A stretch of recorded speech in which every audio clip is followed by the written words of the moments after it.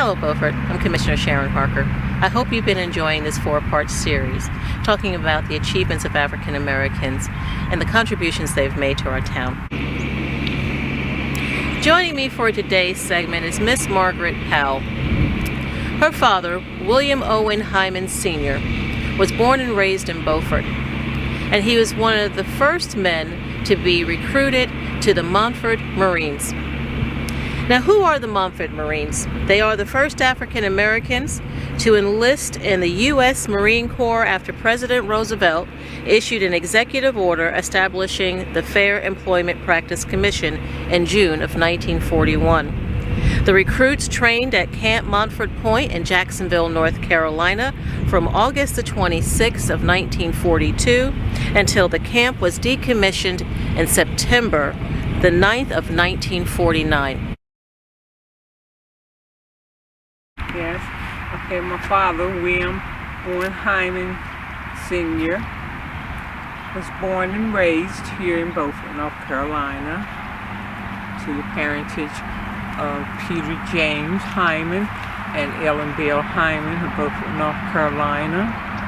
He attended Queen Street High at an early age, and then he had to come from out of school. He caught a fever, and he didn't return back to school. So he took a job of fishing and various jobs. When he got older, he decided to go into the Marines. Or he may have been drafted. I don't know if he enlisted or he was drafted, but from the story that he told us, he probably was drafted. And he went into the Marines. Little did we know that he was one of the first of the 100 men to go to Montford. It was 16 years that we learned that our father had a legacy that he would leave us. And he was one of the first of the 100 black men, African American men, as some call it. I rather use the word black, in the Marine Corps. I've began studying what the Montford Marines really meant. These men, paved the way, I say, for segregation, integration, because both of them were going on in the military at that time, starting from the 1940s up to 1948, 49. And they paved the way for the white military. A lot of stories have been told, dates, but I know that my father, he went in around 1942. He came out in 1946, according to his discharge. I know these were brave men. They paved the way for many of, soldiers to come through, especially the white soldiers to come through. It's interesting reading, and I would suggest, if you wanted to know about the Montford Marines, the Black Montford Marines, that you should read about it. It fills my heart that my father left us with a very rich legacy, one that we will cherish for the rest of our lives and pass on to our children, and our children can pass it on to, their children's children. He received a gold medal from that. Hank, who was working over to the Veterans Administration, called my mother and presented her with that good news. We still didn't quite understand what that medal meant to us or our family, or to my father's legacy that he had left behind. I don't think my father even knew the importance of what he left behind to us. All I know that my father left the Marines He didn't talk about it very much. He said he served his country, and he served his country well, and he came home. And he said he met my mother, he fell in love with her. They discussed the family, and they discussed the large family, and they had 12 children, 6 boys and 6 girls. He was always a strong man who believed in family. He was humble. He always felt like community was very important. And he served his community well. He served his church well. There weren't too many people in Beaufort who did not know my father, because he tried to treat everybody with respect. He knew sheriffs. I know he knew Sheriff Ralph Thomas very well. Whenever there was a lot of rowdiness in the community, Sheriff Ralph Thomas often called my father. I never knew why he always called on my daddy, but he did. I remember that very well.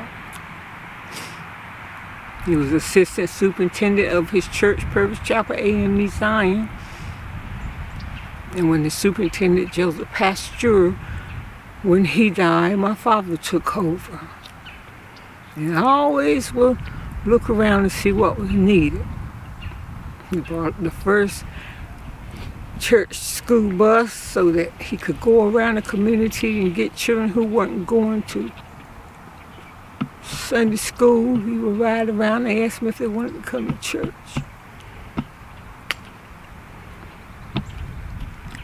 He planned our first trip to Disney World. Matter of fact, we went twice to Disney World. We had so much fun. He took us to King's Dominion. He was always trying to do what was right.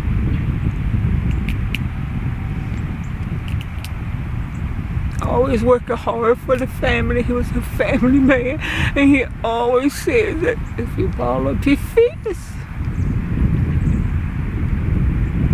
you keep a family together. Then he started studying to be a preacher, and he would always tell us that he said, I can't tell you what Daddy says. He said, I have to tell you what thus says the Lord. And he never told us nothing for or wrong. He was a good man. And when he died, at his funeral, I saw just how he was appreciated in the community. And we had it at the Beaufort Elementary School, and there was just as many people on the inside than it was on the outside.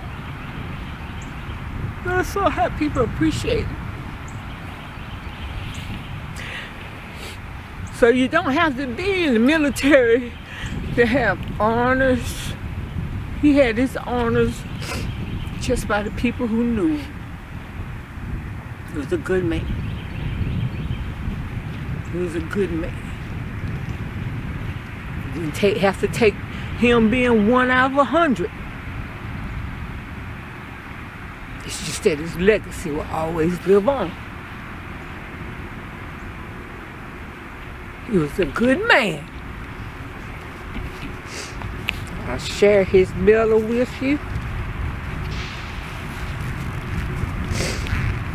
The military gave all of us that are still living, and there's 8 of us that are living.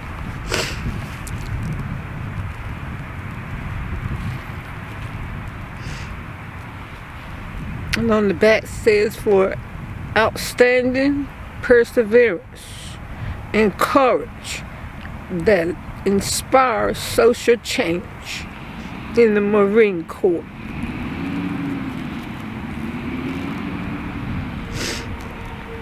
The Montford Point Marines. 1942 through 1949. This one was presented to my father, private first class, William Owen Hyman. My dad.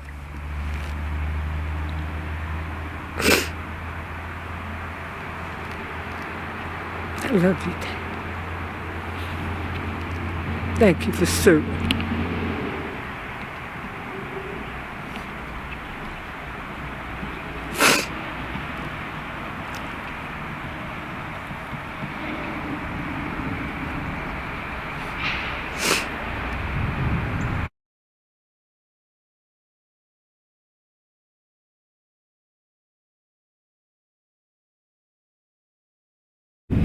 African American history in the town of Beaufort, we've only scratched the surface of it.